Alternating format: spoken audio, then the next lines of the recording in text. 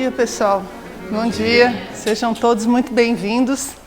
Sempre bom ter o público que me dá a oportunidade de falar de arte. Não? Adoro isso. Muito obrigada a todos por terem vindo. A ideia aqui desse curso hoje é um curso introdutório, é um curso para quem gosta de arte, mas não é artista, não é estudioso, para gente que quer conhecer um pouquinho mais, para poder entender um pouco mais de arte sem necessariamente o conteúdo técnico, né? Que aí a gente teria um artista ou alguém bem da área. Então, o meu objetivo é falar para leigos, né? Assim como eu, e do aspecto filosófico, genérico que a gente tem, uma espécie de uma formação geral para que a gente compreenda um pouco mais das obras de arte em geral e especificamente da Renascença, que são figuras muito importantes, né? São figuras muito marcantes dentro da história, não só da arte, mas da história como um todo. E continuando uma linha que a gente já veio trabalhando. A gente já fez Michelangelo e hoje a gente vai fazer Leonardo e Rafael, né? Então, assim, eu montei o conteúdo, vamos ver, porque a gente não consegue parar. Você fala, não, vou falar desse aqui também. Não, esse daí, não, mas esse é lindo. Não, esse daqui eu não posso deixar de falar, né? Então a gente vai aumentando. Mas no Rafael eu vou focar nas estâncias, né? Nos quartos do Vaticano, que é uma obra específica onde está a Academia de Atenas, né? Falar daquele quarto todo como uma obra geral, que era a ideia de Rafael. E só nisso a gente vai embora, né? A Capela Sistina, você pega só o teto, pronto. Dá uns 5 livros, uns 8 dias e você não acaba, né? Rafael, você pega, né, esse quarto ali do Vaticano, também é assunto que não acaba mais. Então a gente vai ter, espero que seja uma manhã bem agradável. A gente faz a primeira parte, dá um intervalinho, né, uns 5 minutinhos para a gente beber uma água e tudo, e a gente retorna para falar de Rafael. Tá bom? Então vou fazer uma introdução, falar um pouquinho da parte histórica, para a gente contextualizar um pouco. Aí a gente fala de Leonardo, né, um pouquinho da vida, algumas obras principais, e depois de Rafael, tá bom? E aí vocês fiquem à vontade, assim, né? Se quiserem fazer alguma pergunta, alguma coisa assim, como a gente tem mais tempo, né? Aí vocês fiquem à vontade também. Então aqui a Renascença italiana, botei foto da queridinha dos olhos, que é Florença, né? Florença é onde a gente tem aí o coração dessa Renascença italiana, né? Então, só para a gente ter uma noção histórica de como é que a gente tem o surgimento de tantas pessoas, a história é uma coisa interessante, porque surgem muitas pessoas ao mesmo tempo. Então, quando você pega os grandes artistas, né, da Renascença, você tem pensadores, você tem filósofos, você tem uma ciência começando, você tem os pedagogos, os artistas concentrados num período de tempo curto. E isso faz uma roda histórica, né? A gente tem isso na Grécia Antiga também, onde você tem o auge da Grécia, onde diversos políticos, arquitetos, todos eles também juntos, como se fosse para dar assim, a história agora vai para outro rumo, né? Então eles dão aquele impulso para que a história vá se definindo. Renascença foi um pouco assim. E o que a gente tem dentro da Renascença? O nome Renascença é justamente porque a gente vai renascer da Idade Média. O contexto da Idade Média, hoje em dia já deixa de ser visto como a Idade das Trevas, né? A gente sabe que tem muita coisa importante acontecendo durante a Idade Média, mas é um estilo de vida, é um estilo de filosofia, é um estilo de arte que vai começar a mudar a partir do humanismo, na verdade, que vai dar na Renascença. Então, o que nós temos? Uma Idade Média muito separada, muitos feudos. Vocês têm que imaginar grupos de pessoas que não se comunicam, não trocam ideias, não têm formação, né? Não sabem ler. A leitura, a escrita, ela está toda muito concentrada na mão da igreja. Tanto que muitos pensadores se associam à igreja, entram na igreja porque era uma das formas de você ter acesso a livros, acesso à formação que não era dada para as pessoas. E você não pode pensar num Estado. Você tem que imaginar as pessoas assim se virando sozinhas, cada uma no seu feudo, né? Dentro do que elas podem sobreviver dentro daquela região. Então essa ausência de Estado, essa ausência de direcionamento geral faz com que a gente tenha uma espécie de cortes, né? Como se fosse um grande quebra-cabeça cujas peças ainda não estão unidas, que são os feudos em todos os lugares. Aí o que acontece? Depois de um certo tempo, a gente começa a ter um movimento da igreja para fazer as cruzadas, né? Uma ideia de unificação e fortalecimento da igreja. Então, o que são as cruzadas?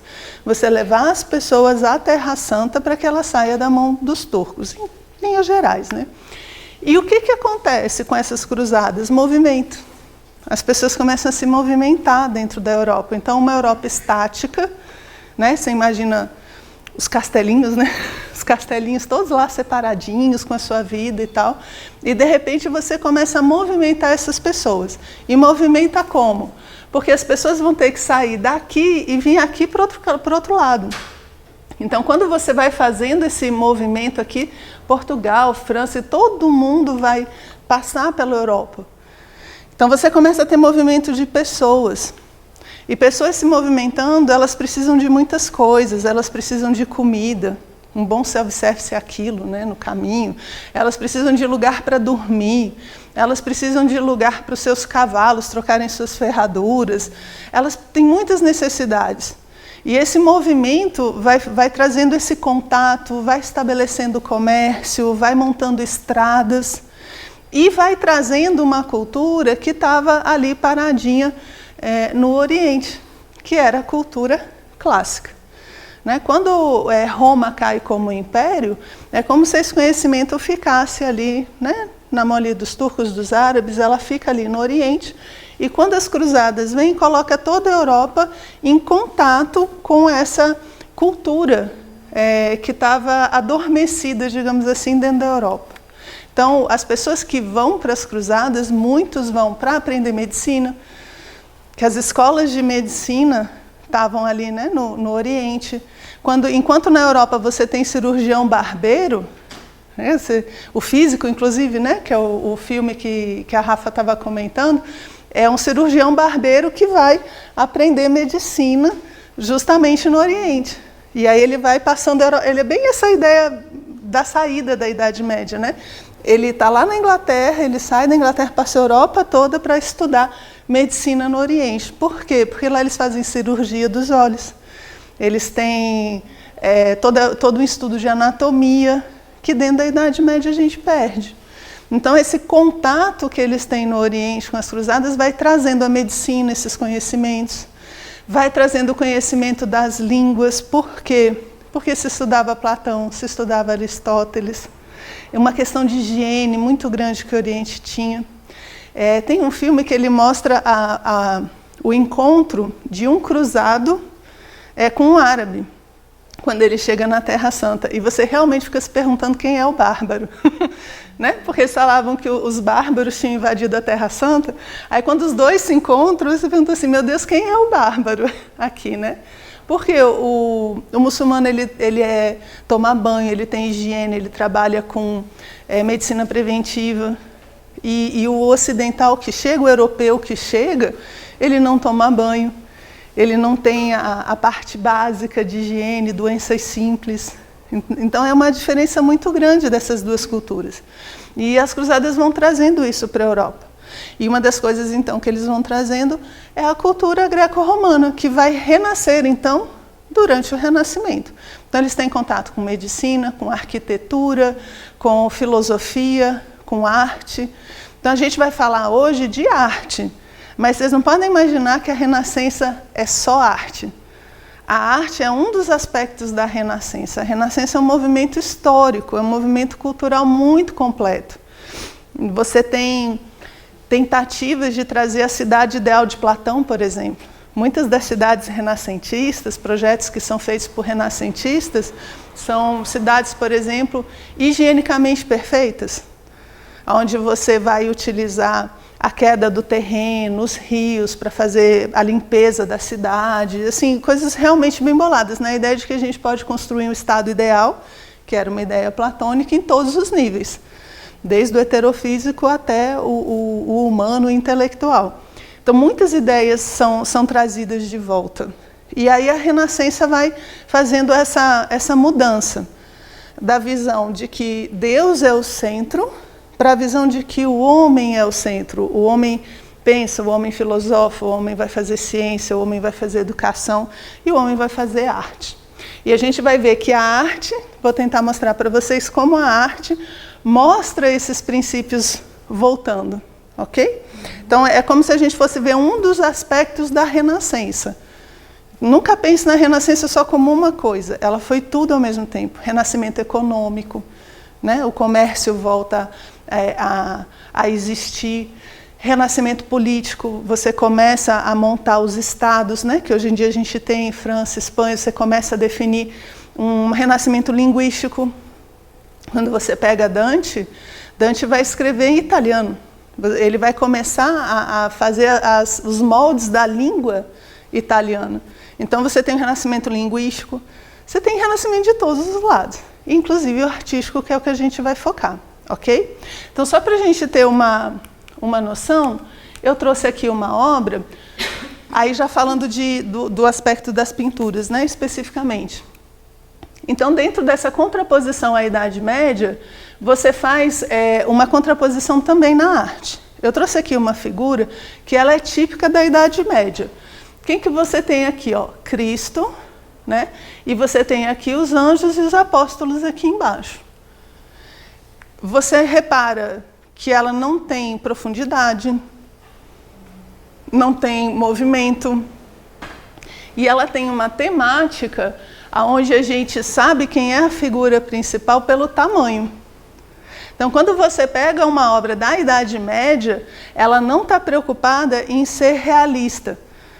Então, se você tem em algumas pinturas Cristo no colo de Maria, Cristo é uma criança enorme, porque ele é mais importante do que Maria. Então, você vê pelo tamanho, não pelas proporções. É a forma de se fazer arte durante a Idade Média, ainda porque você não tem o pessoal que sabe ler, escrever, uma cultura geral, então você tem que ser muito explícito na mensagem. A mensagem da Idade Média, ela é muito para passar os princípios cristãos. E ela cumpre muito bem seu papel, ok? Tanto quando a gente vai visitar essas igrejas maravilhosas, muita coisa foi pintada, construída, né, durante a Idade Média. As maiores catedrais que a gente tem foram construídas nessa época, né? Então, o que você tem? A consolidação na Idade Média dos temas cristãos. A Renascença vai continuar com muito tema cristão, mas vai trazer, né, outros míticos que a gente vai trabalhar. Muito bidimensional, ela não tem noção de profundidade, ela não tem os movimentos, parece que está todo mundo estático de fato, e ela é desproporcional. Ela não tem essa coisa da proporção do corpo humano, por exemplo. Um artista, na Idade Média, ele não está preocupado se os músculos do braço são daquele jeito mesmo.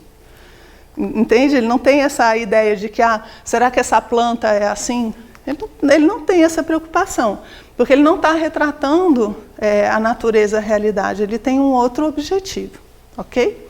E aí, em cima da Idade Média, quando a gente começa a ter o humanismo aqui em 300, a gente começa a tirar, então, esse foco do religioso e começa a trazer o foco para o humano, para o homem. Então, a gente tem uma ideia, uma concepção que está mudando. Antes, o centro era divino.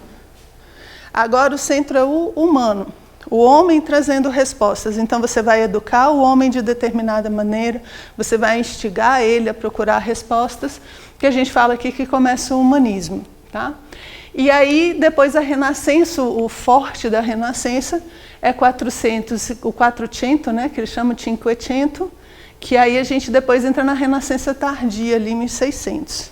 Tudo bem? Então, só para a gente ter uma noção da parte dos anos, né, que a gente está falando. E aí depois a gente vem aqui para o Iluminismo, para a Idade Contemporânea. Então, só para a gente ter uma ideia, a gente vai estar falando basicamente dessa época aqui, Renascença. Tudo bem?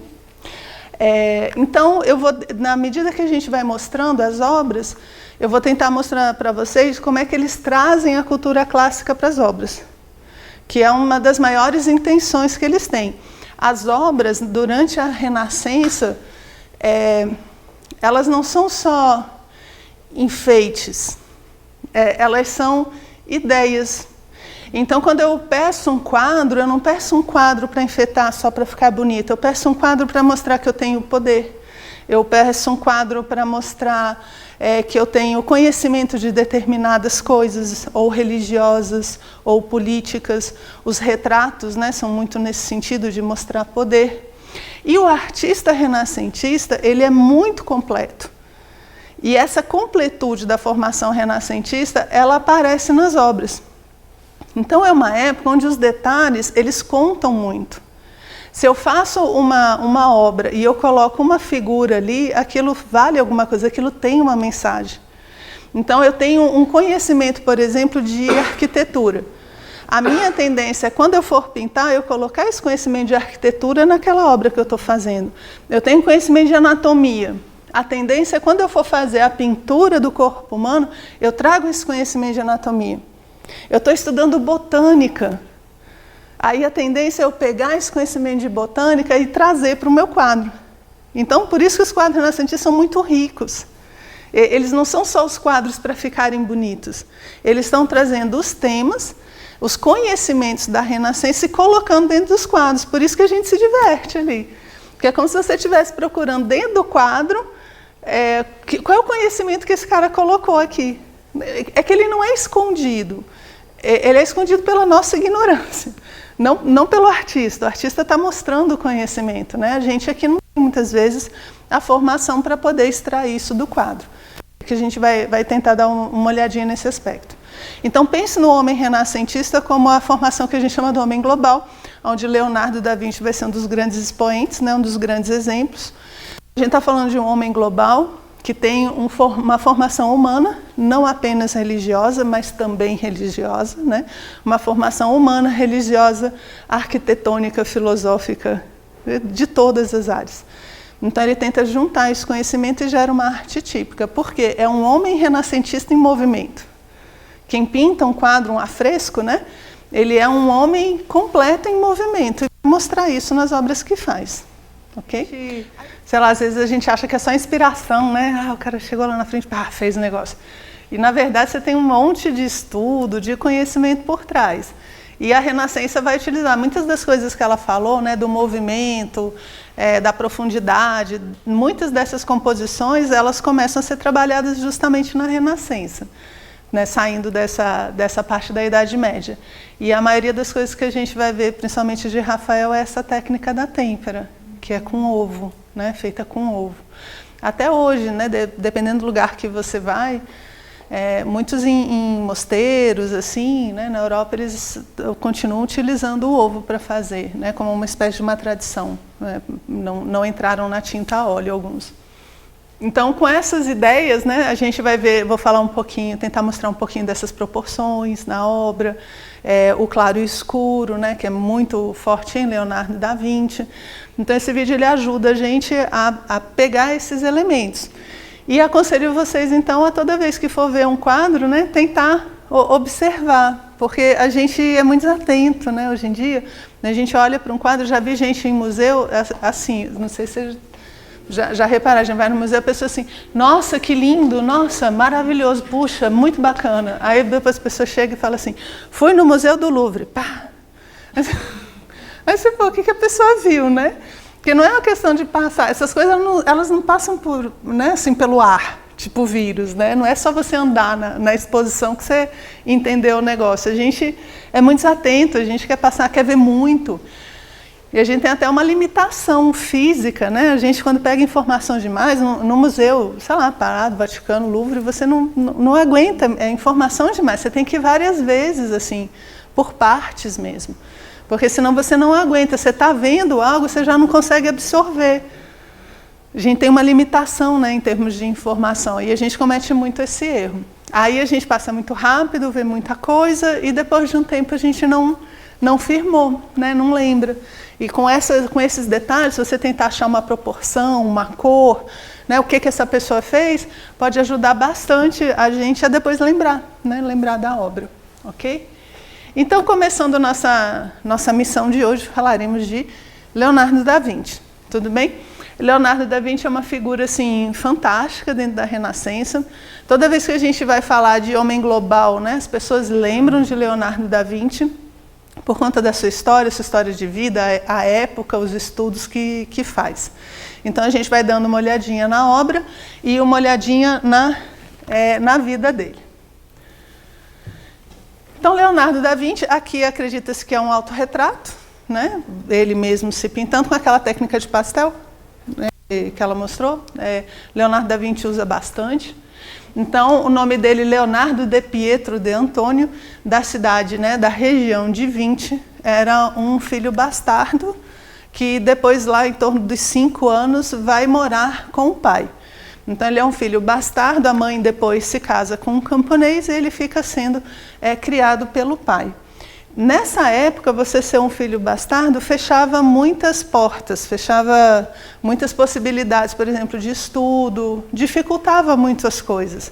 Então, para ele tentar chegar nos lugares, né, o pai tentou influenciar, indicar, que era a forma com que você ia entrando nos lugares e estudando, mas você sempre vê uma necessidade, né, que Da Vinci vai mostrar de uma perfeição para que ele seja reconhecido pelo seu talento de fato. E isso não foi tão difícil porque tem uma coisa que sobrava em Leonardo da Vinci, era talento, né? Ele é considerado um caráter misterioso, muito porque ele não teve uma vida padrão, né? Ele nunca se casou, ele não teve filhos, ele vai ter um ajudante que depois, quando ele está ali em Milão, ele pega um menino novo, né, 6 anos ali, para ajudar ele, que vai ficar até o fim da vida junto com ele, né, tipo um braço direito que ele vai cuidar, vai educar. Viaja muito, ele é muito profundo dentro dos seus estudos. Então, imagina uma pessoa, até hoje, se eu vou fazer isso, você vai dizer que a pessoa é estranha. Eu viro para você e falo assim, conheço um rapaz, um tal de Leonardo, que ele passa o dia inteiro olhando para uma florzinha. E ele ficava. Você já tenta, por exemplo, se Leonardo da Vinci fosse ver essa florzinha aqui, ele ia passar o dia inteiro, eu acho, olhando. Quanto tempo você acha que você consegue ficar olhando para essa plantinha? Principalmente pequenininha, eu peguei pequenininha de propósito, viu? Principalmente pequenininha assim. A gente olha, nossa, que bonita, legal, pronto, tá visto. Não é assim? Se eu fosse ver um Leonardo, ele pegava as plantas, ele ia ver um por um a diferença, a folha, o tamanho das folhas, a inclinação, ia fazer um estudo, como é que ela reage na luz, fora da luz, como é que ela cresce, por que ela fica desse tamanho. Eu podia passar horas, dias, pensando numa plantinha desse tamanho, que é o que torna ele perfeito, né? Depois, quando ele vai reproduzir e quando ele está estudando. Então, é como se fosse uma curiosidade perpétua, né? Constante em cima das coisas. O filósofo tem um pouco disso, né? Eu costumo brincar dizendo que o filósofo fica meio esquisito, justamente porque tudo é interessante para ele, né? Tudo é interessante. A formiguinha passando, aí tem a goteira, nossa, a goteira aqui. Tudo é interessante, tudo vale a pena ser visto, tudo vale a pena ser estudado, né? Ser compreendido. É uma visão filosófica, digamos assim, que você vê nesses artistas, né? Então, isso dá um caráter, tanto pela vida dele, esse caráter misterioso, tanto pela vida, os fatos da vida, como a própria postura. Isso que era um homem extremamente bonito, extremamente elegante, né? Muito refinado em termos de gosto, de postura, de coisas que fazia. Então, tudo isso vai gerando uma imagem, né, coletiva, digamos assim, de uma pessoa mais misteriosa, meio inacessível, certo? E faz jus, né? Realmente, se você vai ver a vida dele, a gente fica meio fascinado, né? Até hoje ele dá essa curiosidade na gente, né? Ele dá pouco valor aos padrões da época. Ele, assim, não está muito preocupado com o que as pessoas pensam. E isso fica muito claro no fato dele ter abandonado diversas obras inacabadas. Imagina, você contrata Leonardo da Vinci para fazer uma pintura lá na sua casa, pintar a parede do seu quarto. O cara demora uns 3 anos, depois vai embora sem terminar. O que você acha dessa figura? Ele não está nem aí. Diz que numa, que foi a adoração dos Reis Magos, que ele largou no meio, né? Diz que chegaram para ele falando assim, mas Leonardo, pessoal, o que eles vão pensar de você? Né? Vai acabar com a sua carreira, né? Isso depende das encomendas das pessoas. O que eles vão pensar? E diz que ele vira e fala assim, eles pensam, E vai embora, deixa o negócio daquele jeito. Então, ele realmente não está muito preocupado com os padrões. Veja que é interessante, ele está preocupado com bom gosto, ele está preocupado com sutilezas, com coisas delicadas, mas não com esse consenso comum, né? Então, é como se ele estivesse preocupado com as coisas que realmente importam. E essas coisas mais passageiras ele não estivesse realmente tão preocupado, não. Futurista, todo mundo coloca ele como futurista, muito por essas visões que ele tem de coisas que o homem pode chegar a fazer, né, o que ele pode vir a ser. Aí a gente tem diversas coisas que estão nos seus códices, né? E os códices, eles vão mostrar desenhos de máquinas que ainda não existiam, eles vão mostrar projetos de submarinos, de tanques, de máquinas de voo, de paraquedas. Então é uma pessoa que pensava acima, né? Pensava realmente nesse futuro. Muita gente diz, mas não foi ele que teve essa ideia original, essa ideia do helicóptero já tinha em tal lugar. A gente não é uma questão de que se a ideia era dele ou não, mas ele aprofundou, ele estudou, ele se interessava. Só o fato dele se interessar e juntar tantas coisas já torna uma figura bem especial, tá? Os códices, onde estão muitos dos seus inventos, né? São diários, né? Tá aqui alguns. São espécies de diários, diz que tem de tudo aí. Então é como se fosse uma pessoa muito culta, muito habilidosa, com um bom diário na mão e com o bom hábito de escrever nele todo dia, né? Então o que ele colocava? Diz que tem de tudo. Os desenhos, as observações, a lista do mercado, as contas para pagar, o dinheiro que emprestou para receber, um estudo de água que ele faz. Então, assim, tem de todos os assuntos dentro desses códices. Só que qual foi o problema? Eles não foram organizados. Esse era um outro problema. Ele largava as coisas na metade e ele anotava, mas sem essa preocupação de publicar, de divulgar. Então, quando Leonardo morre, muito desses códices são perdidos e são encontrados muito lá na frente. Tem gente que diz que se ele tivesse feito a coisa, né, de forma mais sistemática, a gente teria avançado muitos anos. Porque depois de 100 anos, 200 anos, tem gente pensando o que ele já estava pensando.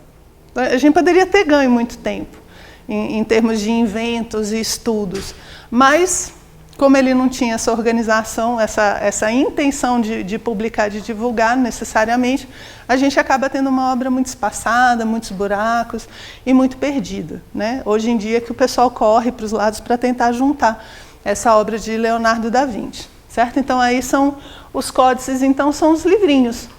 Está vendo ali com a canetinha? São livrinhos pequenininhos, né? Maiorzinho aquele lá, onde ele vai fazendo então suas anotações. Aí alguns dos inventos, né?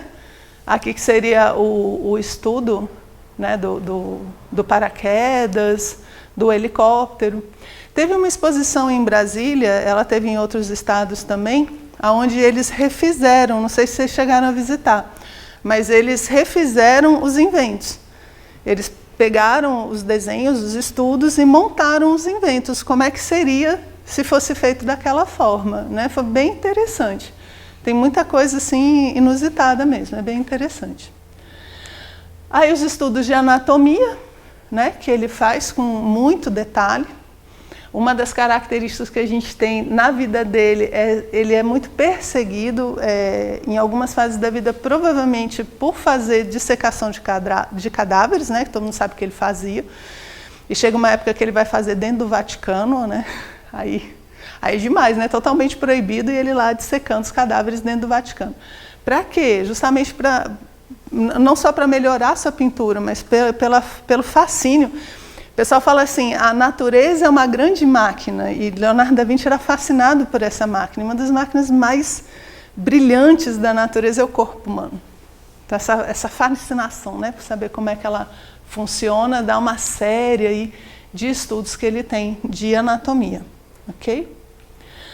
Aí, então, a gente tem aí só uma visão geral, né, dessa figura de Leonardo da Vinci. Agora, começar a ver um pouquinho das obras dele. Ele não tem tantas pinturas quanto a gente imagina. O Rafael tem muito mais pintura. Justamente pelos estudos diversos que ele faz. Muita gente acredita que ele se via mais como um inventor, como um engenheiro de guerra, do que como um pintor de fato. Mas para quem não se vê como pintor, ele pintava bem direitinho, vocês não acham, não? Né? Para quem não via como sua atividade principal, ele fazia o negócio muito bem. Então ele nasce aí em 1452. Não, ali 65 é quando ele vai para Florença, né? Ele já está aí com uma idade, o pai dele leva ele para Florença, que é a época dos Médici, que também depois vão ajudar aí Rafael, Michelangelo, Botticelli, né? Diversos grandes nomes da Renascença foram sustentados justamente pelos Médici. Os Médici eram banqueiros, eles tinham um grande banco, né? E esse grande banco tinha um grande cliente, que era o Vaticano, que era o Papa. Então, eles cuidavam desse dinheiro, e isso é uma quantia realmente muito grande. E eles têm essa coisa, eles são um espírito, eles são a economia do espírito renascentista. Eu fico imaginando, se não tivesse eles como grandes mecenas, né, apoiando os artistas, como é que eles iam conseguir se sustentar. Não Leonardo da Vinci especificamente, mas uma pessoa como Michelangelo, por exemplo, eles põem debaixo da asa totalmente. Pessoa de temperamento difícil, né? E eles colocam ali para dentro de casa, conviver com os filhos, fazer uma grande escola de filosofia. E eles bancam muitos dos filósofos. Então, da época, né, renascentista. Então, você imagina, se não fossem os Médici, a coisa ia ser muito mais difícil. Ia ser muito mais complexa. Então, por que Florença é o centro? Por causa dos Médici. Porque as pessoas iam para lá, né? Não é porque a cidade, sei lá, tinha um imã, que era o banco, né? Então o imã era esse, eram os Médici. Então as pessoas iam para lá porque de lá eles iam para Roma, que era o segundo maior, primeiro, né? Que é a igreja, que é justamente trabalhar para o Papa. Então a maioria dos renascentistas vão estar trabalhando para a igreja e fazendo encomendas para esses grandes homens, tipo Médici, alguns duques, que são pessoas de muita posse, que têm já esse espírito renascentista, né? E também fazem uma pequena corte, como os Médici fazem em Florença. Mas realmente destaca os Médici, né? E ele vai para lá, então, e estuda com um cidadão chamado Verrocchio. Verrocchio, então, ele tem uma guilda, que eles chamam, que é uma escola, onde ele ensina os seus pupilos. A gente tem que imaginar, hoje em dia a escola, o pessoal vai assim, não, você vai de manhã, né? Estuda, volta de tarde, ou então você fica o dia inteiro, de noite volta para casa. Mas lá não era assim, não. Você quer estudar, você vai morar lá. Você vai ficar lá o tempo todo, não tem férias, não é internato que depois você volta, você fica lá dentro o tempo todo. Então é uma grande comunidade que é feita para formar esses grandes nomes da Renascença. Então lá eles aprendem pintura, eles aprendem anatomia, aprendem a parte de construções, arquitetura, engenharia, porque são dentro desses lugares que são encomendadas as obras, os prédios, os enfeites, né? Então é um lugar muito dinâmico, digamos assim. É que hoje em dia a gente vê as coisas muito separadas. Você forma em letras, em artes, em ciências, em matemática, não é assim? A gente vê uma coisa muito repartida. Então, a gente fica imaginando que você precisa ir em lugares diferentes para se formar. Um renascentista, não. No mesmo lugar, ele vai ter toda essa formação. E isso é importante para a mentalidade que cria gênios. Muitas vezes as pessoas perguntam, mas por que a gente não tem um gênio, né? A gente nunca mais teve um gênio como Davi. Eu falei, claro, ele, quando ia fazer o vestibular, ele ia ter que escolher entre exatas e humanas. Morreu. Assim, já é muito difícil. A gente não ajuda a pessoa a ter os dois. Então, o espírito global, ele junta todas as ciências. E hoje em dia a gente separa muito. Então, quando a gente fala dessas escolas renascentistas, você tem que imaginar uma escola que vai formar muitas coisas, que vai dar muitos conhecimentos, né, de uma tacada só. E ele vai, então, para o de Verrocchio. e fica lá durante muitos anos e vai começando a se destacar pelo seu talento, né? Pela sua dedicação, pelo seu preciosismo. Ele vai se destacando. E diz que uma das primeiras obras que ele faz, então, está nesse quadro aqui. Esse quadro, ele é o batismo de Cristo, certo? Está aqui São João Batista, a gente reconhece muito pela cruz que ele carrega, fazendo o batismo de Cristo. Essa obra, ela é de Verrocchio, e como todos os grandes pintores, e como Rafael depois vai fazer, o próprio Leonardo vai fazer, eles não pintam necessariamente tudo. Eles pintam a parte principal e muitos dos detalhes eles dão para os seus ajudantes, que é por isso que eles ajudam, né? Porque eles vão pintando as coisas menores, digamos assim. E aí ele deu para Leonardo da Vinci para pintar esse anjinho aqui, ó. Tá vendo? Aqui provavelmente a parte principal é do Verrocchio, você tem outras partes de outros ajudantes, e aqui a parte de Leonardo da Vinci, feita a tinta. A obra toda é têmpera, né? Ovo. E ele começa a fazer os estudos de tinta a óleo. Ele começa, é uma coisa nova aí que surgiu, muito legal e tal, e ele começa a trabalhar com a tinta. E aí, diz que quando o Verrocchio viu esse anjinho aqui, ele disse que ele parou de pintar. Assim, seja porque ele achou que já não tinha mais o que ensinar ou o que pintar, ou coincidência, o fato é que realmente depois essa foi a última obra que ele realmente pintou. E se a gente for ver no detalhe aqui, se você for ver no detalhe, ó, esse é o anjo de Leonardo. Vocês reparam a diferença da fluidez? Como ele é mais suave, ó, até o cabelo, né, o encaracolado do cabelo. Esse daqui é bichinho triste, tadinho, ó, cheio de olheira. Eu costumo dizer que esse anjinho aqui, eu costumo brincar dizendo que ele está olhando e falando assim, oh, eu queria ser tão bonitinho quanto você, né? Olhando assim. Porque a gente repara os traços mais suaves, né? Mas procurando essa perfeição do traço humano, o movimento dos cabelos, o movimento do rosto, né? Que você já vê uma certa dimensão que o outro tem mais tímida, digamos assim, né? Então diz que esse anjinho aqui foi uma comoção na época e tal, e feito também em tinta a óleo e tudo, e diz que depois disso Leonardo da Vinci então começa a despontar, tá bom? Porque a gente tem que imaginar a idade e justamente dele começar a desenvolver e poder pintar agora as suas próprias obras, independente de Verrocchio, né?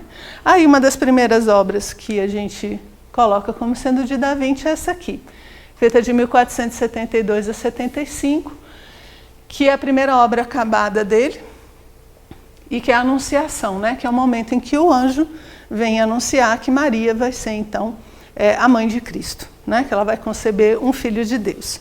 Aí vamos dar uma olhadinha aqui na obra com um pouco mais de detalhe. Primeira coisa quando a gente vê uma obra é a gente olhar e tentar descrever ela na nossa cabeça. Se você for ver, a maioria das descrições de quadros são assim. Então, o que eu tenho aqui? Eu tenho Maria, eu tenho o anjo, eu tenho um fundo aqui de diversos tipos de planta, eu tenho uma montanha ali ao fundo também, ele está ajoelhado, ele tem um manto vermelho, ela tem um manto azul, lembra das cores? Eu falo daquelas composições de cores. Eu tenho um quadro com 2 volumes bem definidos, não é? Maria de um lado, o anjo do outro. Então eles se complementam, né? Eles dão esse balanço da obra. E aí eu olho, tá bom, eu já sei mais ou menos do que se trata. Aí vamos a alguns detalhes de Da Vinci. Primeiro, o pessoal que encomendou a obra não gostou do que recebeu. Eu adoraria, se não gostar. Eu ia adorar receber isso daí de encomenda. O pessoal não gostou muito, não. Por quê, Renata? Porque o pessoal era muito sutil. A gente hoje é meio brutamonte, assim, né? A gente não tem lá muita sensibilidade para certas coisas. Uma coisa que a Renascença vai fazendo, que eu comentei com vocês, é trazer o ser humano, né, como sendo foco, como sendo centro. Então, na maioria das pinturas da Idade Média que você tem da Anunciação, onde é que está o anjo? Está vindo de cima, não é? O anjo entra no lugar onde está Maria e fala para Maria, não tenhas medo. Olha a cara de apavorada que ela está. Olha a cara de apavorada dessa Maria, né? Nem medo ela está mostrando. Então, quando eles recebem o quadro, eles falam assim, olha, Maria, parece até que é a Maria que está abençoando o anjo, e não o contrário.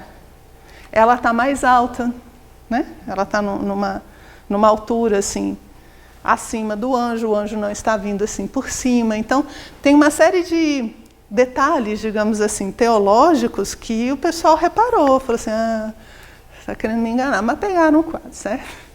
O da Madonna da Rocha, né, das rocas, é mais forte ainda. Esse é um quadro que eu não trouxe dessa vez. Mas em vários quadros religiosos que ele faz, o que eles estão trazendo? Essa mentalidade humanista, mentalidade renascentista. Então, o foco é o homem. Quem é o ser humano aqui? É Maria. Então, ela destaca, certo?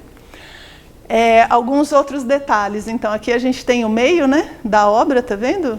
Essa árvorezinha, ela meio que divide o quadro em dois. Aqui você tem a composição das cores, vermelho e azul, né, que você vê que também tem na roupa de Maria essa composição. E você tem uma asa muito interessante. Olha como essa asa aqui é interessante. Ela parece asa de anjo. Você já viu quando a gente põe asa de anjo, aquela coisa grandona, até lá embaixo, né? Essa asa aqui, ela é de um pássaro. Ela é literalmente um estudo da asa, da anatomia da asa de um pássaro. Ela não é uma asa de anjo. Que é justamente o estudo que ele está fazendo, né? Do voo, que ele passa muitos anos nessa estudo do voo, da anatomia da asa, e ele coloca aqui então na asa do anjo uma asa perfeita de um pássaro, e não de um anjinho mesmo. Se você for ver os anjos dentro da Idade Média, ele tem asa até lá. Aquilo não é uma asa para voar, é asa de anjo, né? Ela vai até o chão, ela é grandona. Aqui ela tem toda a anatomia de um pássaro de fato, que mostra os estudos dele, né? Aqui, a perfeição do jardim também mostra estudos de botânica, ok? E tem um detalhe aqui que eu acho ele bem curioso. Vocês sabem que Maria, dentro de diversas tradições, até pelo nome, né, Maria, Maia, né, que vai ser a mãe de Buda, ou a deusa das ilusões, são nomes que levam ao conhecimento de uma matéria de onde surge a vida. A vida surge de uma matéria intocada, pura e virgem. E ele traz um pouco desse conhecimento justamente com as conchinhas aqui, ó, tá vendo que é um tema marítimo que ele tem aqui?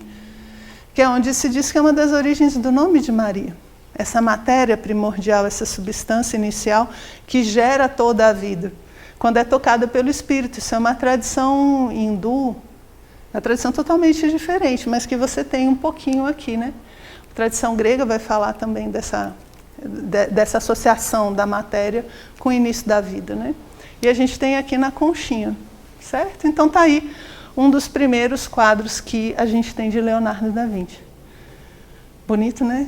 Eu gosto de fazer essas palestras porque eu só fico vendo coisa bonita. É bom. Sim, que aí você vê que ilumina, né? É como se estivesse vindo aqui direto para ela. Ele já não está tão iluminado. São muitos detalhes, todas essas obras que a gente vai poder ver, certo? Então vamos lá. Depois, Florença, quando o Leonardo da Vinci está em Florença, ele é acusado de diversas coisas, né? A Inquisição está bombando aí na época e parece que Leonardo sai meio que fugido de Florença. Um dos motivos pelo qual ele deixa a adoração dos magos lá sem acabar, certo? Porque na época, para você fazer uma acusação a uma pessoa, tinha uma caixa que ficava na rua, num lugar específico, a pessoa ia lá e jogava uma carta denunciando uma pessoa. Tipo hoje que você põe no Facebook, assim, que você joga, acaba com a vida da pessoa, mais ou menos aquilo, só que era dentro da caixinha. E aí, com essas perseguições de Leonardo da Vinci, né, ele começa a ficar meio preocupado ali e começa realmente a sair de Florença. E uma série de contextos políticos ali que não vem ao nosso caso agora.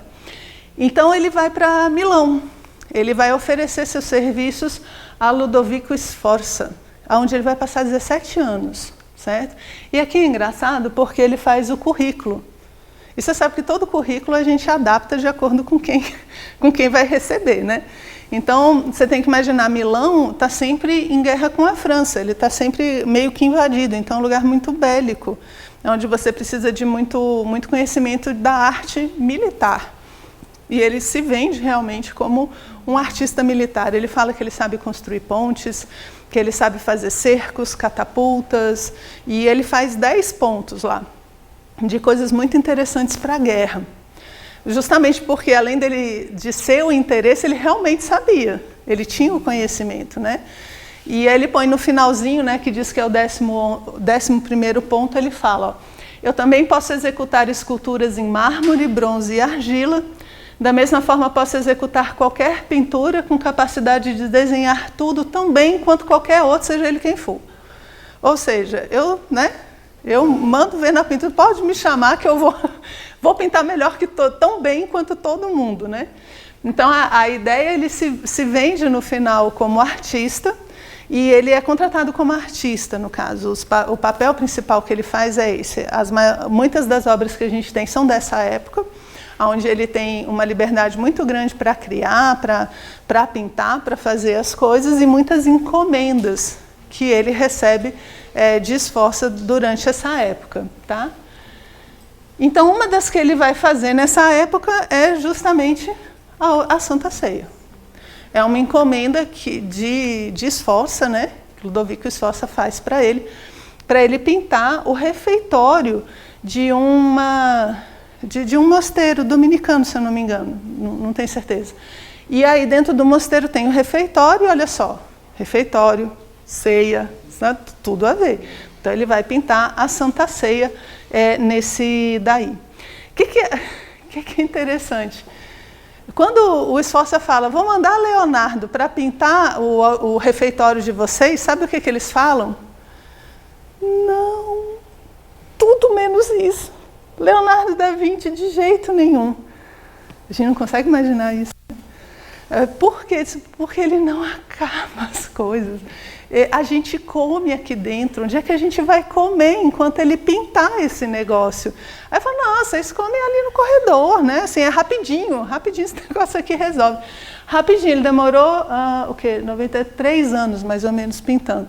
E eles comendo lá do lado de fora. É um lugar frio no inverno, né? Neva, deve ter sido super agradável, né?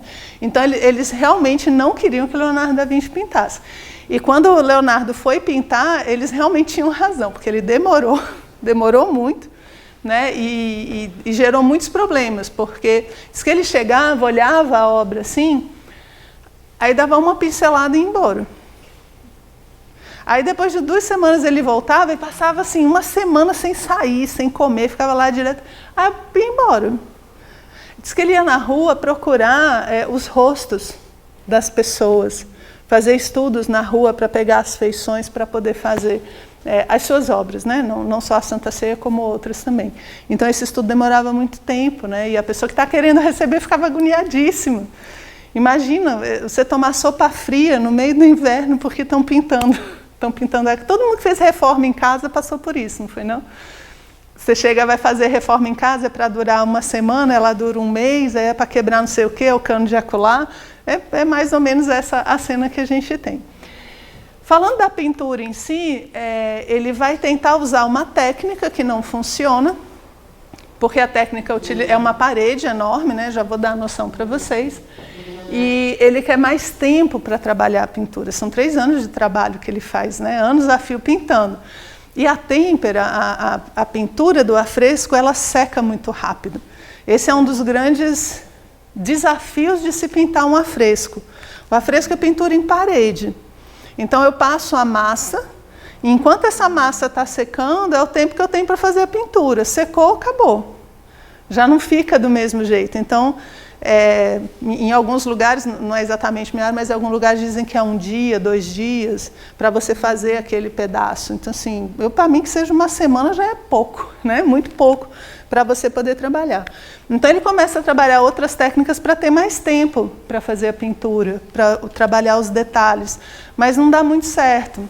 A pintura começa a rachar, antes de ficar pronta ela já estava rachada, esse craquelado, né, que a gente chama, por causa da temperatura, né, que esquenta, esfria, as camadas não trabalharam da forma com que ele imaginava. Então, antes de terminar, ela já estava estragando. Então, não foi muito feliz nesse sentido.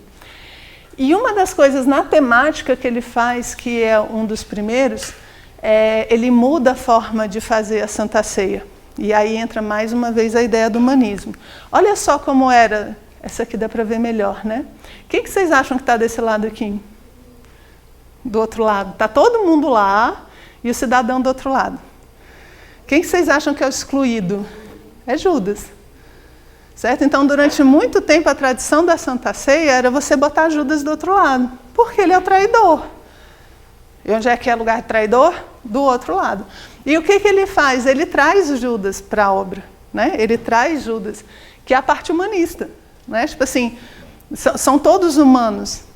E eles falam, um de vocês vai me trair. É como quem diz assim, todos ali estão em pé de igualdade, certo? E aí ele traz Judas, então, para o outro lado da Santa Ceia. Isso é bem interessante. Aqui, para ter noção, tá dando para ver ele aqui, ó? Porque a pintura é em tamanho natural. As pessoas têm tamanho de pessoas. E pessoas grandes, porque Leonardo era grande. Então, assim, é tamanho natural. Você imaginar aquela figura para ter noção do tamanho, né? Aí aqui, depois de um tempo, depois que ele pinta, a cozinha era do outro lado. Aí eles chegam à conclusão de que a sopa chegava muito fria e resolvem abrir uma porta. E eles abrem a porta justamente em cima da pintura. Né? A pintura já estava feita, ali o refeitório, né? Onde eles estão, e do outro lado era a cozinha. Mas vamos abrir uma porta, fica mais... Para quem come a sopa, isso fazia todo sentido, certo? Mas aí eles abrem a porta, então, em cima da Santa Ceia, 1652. Não satisfeitos, Napoleão invade a Itália e resolve fazer o lugar de estábulo. Então põe esse cavalinho, né, para ficar lá e tudo. E a pintura, né, passando lá, craquelando, dando lá seus problemas.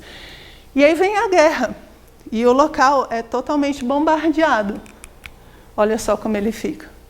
A única parede que eu tenho a impressão que ficou de pé foi a da Santa Ceia. Está vendo ela aqui? Ó? Essa parede aqui. O resto tudo no chão.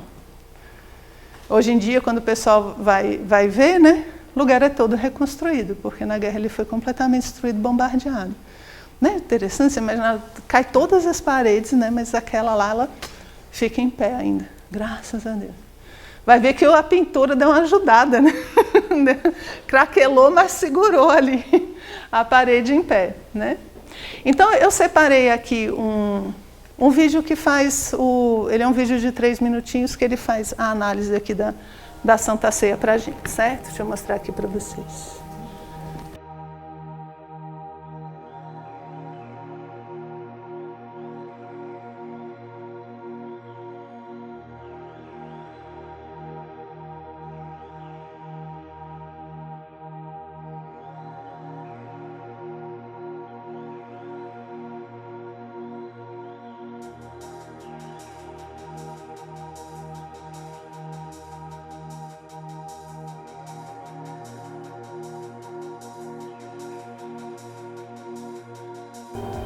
Tá vendo as noções de movimento que ele vai mostrando?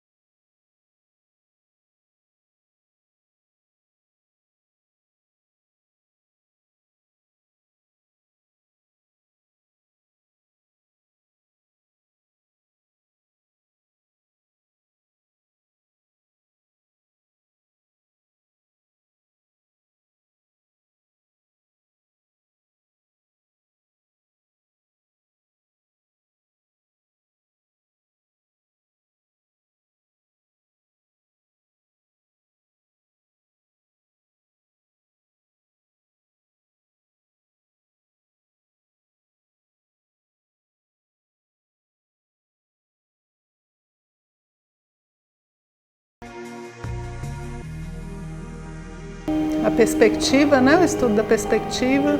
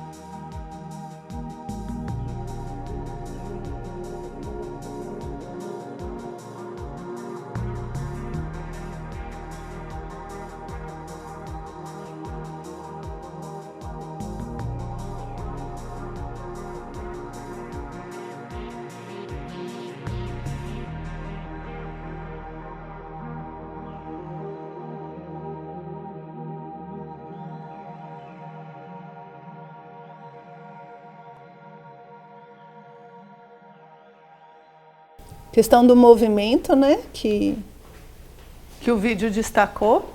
A questão do movimento deles, né? Você vê que eles estão ali conversando, que é típico da Renascença. Antes não tinha, é porque hoje em dia todo quadro que a gente vê a gente acha que sempre foi assim. Mas não é. Essa questão do movimento é um estudo realmente complexo que existia na Grécia Antiga e foi recuperado, né? Então, você dá emoção para quem está recebendo a notícia, é como se fosse, assim, eles são seres humanos, também ficaram chocados, também não esperavam. Então, toda essa humanidade que vai sendo colocada nas figuras religiosas é típica da Renascença, né? Então, aqui você vê o quadro, né? Ele mostrou das linhas, a auréola que é feita pela janela, e aqui você tem as proporções, ó. Um grupo, tá vendo, ó, que faz contraste com esse grupo aqui, ó, mais 3 e mais 3. Tá vendo que é como ele faz a composição da obra para ela ficar harmoniosa. Isso é o tipo de coisa que dá para a gente procurar quando vai ver a pintura, né? Então você tem a figura central aqui e as figuras se balanceando, né? Você não tem milhões de estudos aqui. O pessoal fica falando, né? Daqui se seria a Madalena, o pessoal relaciona com os signos, né? Cada apóstolo com signo. Então são muitos os estudos. Não vou entrar porque seria estudo de uma obra, né, especificamente, porque aqui está muito pano para manga. E o pessoal diz que esse nozinho, essas coisas são legais. Você vê, por que o cara botou um nozinho aqui, tá vendo? Ele botou porque ele quis, assim, não foi ao acaso, não. Aí o pessoal diz que parece como se nó fosse tipo uma marca registrada, parece com o nome de Da Vinci, de Leonardo, né? Então, você imagina o detalhe do cara? De botar. Tem umas que você nunca vai saber por que o cara fez daquele jeito, né? Que dizem que é uma referência ao próprio nome. Enfim, que tem bastante coisa. Renata, oi. essa questão das janelas. Sim. E você vai notar que as janelas é onde eles dão o ponto de iluminação da pintura, né? Que é exatamente a pintura do claro e escuro, esse contraste de luz e sombra, ele é feito justamente pela luz que as janelas vão te dar a noção de que aquela luz está entrando. É isso mesmo. E essa noção de integrar, com certeza. Uma outra obra que a gente vai ter aí é o Homem Vitruviano, né? O Homem Vitruviano é um estudo da obra de Vitrúvio. Vitrúvio era um arquiteto romano, tá? Era um nome, né, o nome de uma pessoa, Vitrúvio. Ele era um arquiteto romano e ele faz um estudo das proporções áureas. Quando você vê uma escultura grega, ela é bela, tipo uma Vênus de Milo. Ela é bela não porque ela é um modelo vivo, porque ele viu uma pessoa bela daquele jeito e esculpiu, é porque ele calculou. São cálculos matemáticos para fazer. Então, a Roma, a Grécia, eles utilizavam a matemática para fazer aquelas esculturas. Como provavelmente um Michelangelo também usa para fazer as suas, né? Porque você não vê. Da pintura até que a gente tem alguém lá pousando, né? Na escultura você não vê o Davi lá pousando, né? Ele faz muito dos estudos matemáticos. E aí o Homem Vitruviano é a forma com que Da Vinci fez esse estudo para trazer a proporção do corpo humano. Então eu vou só mostrar aqui para vocês que outras pessoas tentaram e não é tão fácil quanto parece. Aqui é um outro estudo, né, feito por outro artista do mesmo estudo de Vitrúvio. Então você vê que precisa, né, assim, a diferença é razoável. Porque é justamente o estudo da proporção, é porque a gente vê aqui certinho, acha que ele acertou de primeira, mas foi um estudo longo. Muitas pessoas tentaram fazer esse estudo de Vitrúvio e não deu muito certo. Está vendo aqui que o negócio não funcionou?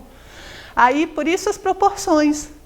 Então, ele vai estudar o quê? Ó, as proporções aqui da perna em relação ao corpo, do rosto, dos braços.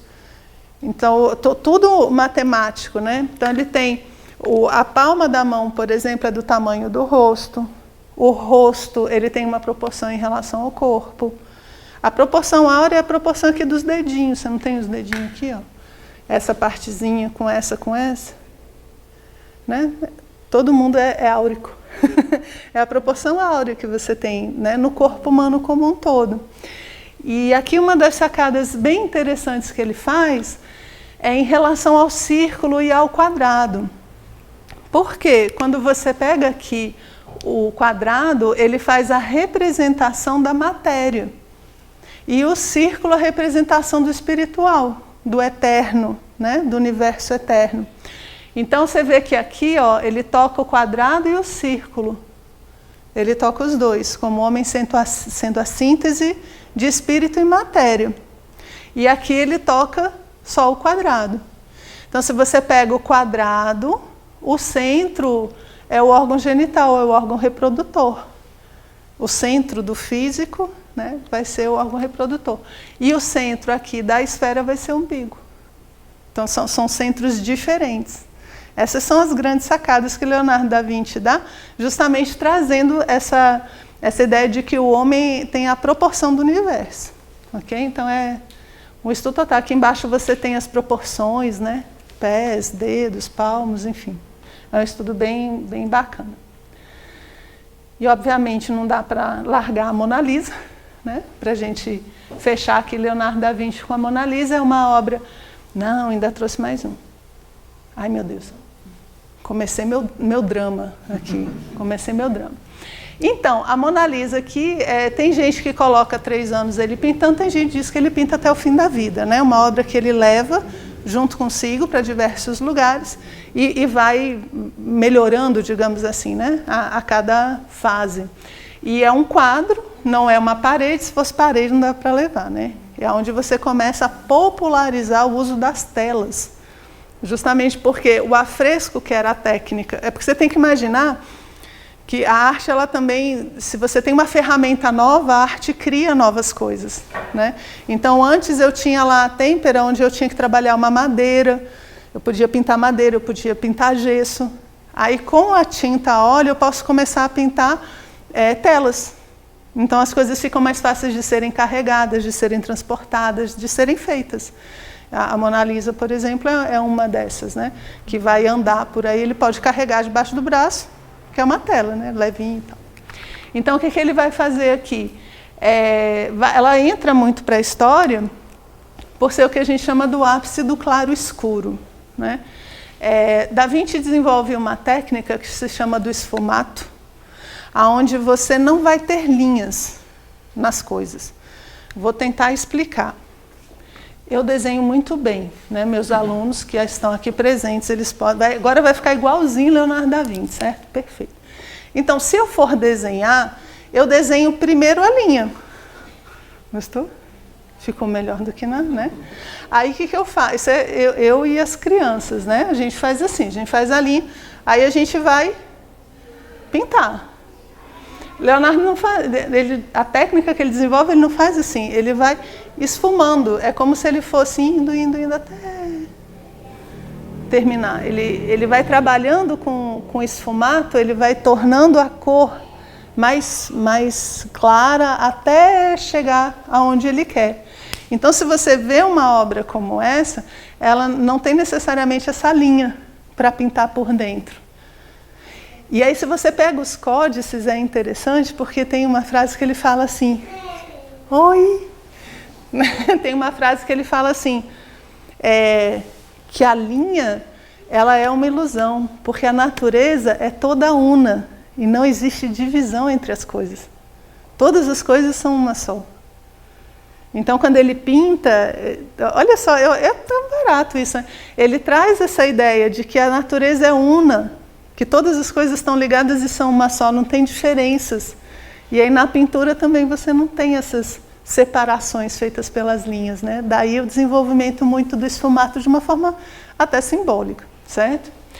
E o claro e escuro que a gente vai ter aqui na obra, né? O corpo, você vê que a gente tem um eixo aqui, ó, das mãos, né? Com o rosto, que monta o eixo da obra. E as mãos extremamente difíceis de serem pintadas, né? Todo artista comenta isso, que a mão é muito difícil de ser pintada e ela é perfeita. Tá. Agora você vê o que é a perfeição da beleza, né? Se ela tivesse um dedinho torto, o quadro não era tão bonito, né? Ele tem que ser perfeito ali por inteiro mesmo. Então ele é cheio de detalhes, a gente vai ter esse primeiro aqui, aí a gente vai ter a cor escura da roupa, né, com a parte de trás aqui mais clara da paisagem, justamente, fazendo esse contraste das cores. O cabelo encaracolado dela também dá uma noção de movimento junto com um véu, é tipo um véuzinho que ela tem aqui em cima, super suave, né, que dá essa coisa de caimento, uma espécie de um movimento também. E a paisagem, o pessoal fala que ela é futurista, é uma coisa meio futurista, porque não é uma paisagem que você encontre por aí, até porque se você tirar a Mona Lisa, o fundo não bate. Porque ele não tem essa continuidade, essa parte aqui ela não continua para cá. Então você tem um fundo que ele é feito, o pessoal diz que é um dos motivos pelo qual ela parece estar saindo do quadro. Muita gente, até nas reproduções, né, diz que se você for andando, você acha que a Mona Lisa está olhando para você, parece que ela está viva. Eu conheci uma criança, ela disse que não andava lá na cozinha de casa, tinha uma Mona Lisa, uma reprodução, que disse que a menina ficava olhando para ele. Vou dar isso como dica, né? Colocar a Mona Lisa nas cozinhas para as crianças não assaltarem a geladeira durante a noite. Porque ela parece que está olhando, né? Isso que eles falam, você deixar o personagem vivo é uma arte muito difícil. E esse olhar, né? O olhar de Mona Lisa e o sorriso de Mona Lisa, você nota que é uma parte mais escura. Então eles acreditam que justamente esse escuro que ele utiliza é o que dá essa sensação de que os olhos acompanham e esse sorriso. Né? O sorriso eu vou falar um pouquinho dele de novo. Tá? Então aqui uma das obras que a gente tem, que a gente acha que é uma coisa enorme, aí quando você chega no Louvre, é só piquititinho. E tem que ver de longe. Né?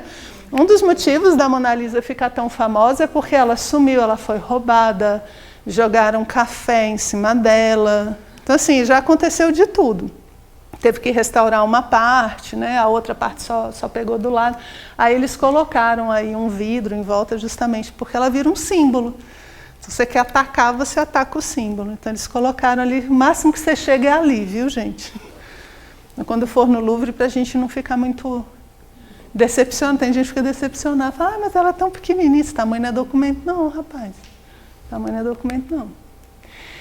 E aqui uma das que eu acho particularmente maravilhosas é justamente a Virgem, o Menino e Santa Ana. Santa Ana, a mãe de Maria, ela começa a tomar uma proporção muito grande também durante o Renascimento. Né? Não é que ela não tivesse durante a Idade Média, mas em muitas obras renascentistas Santa Ana vai aparecer.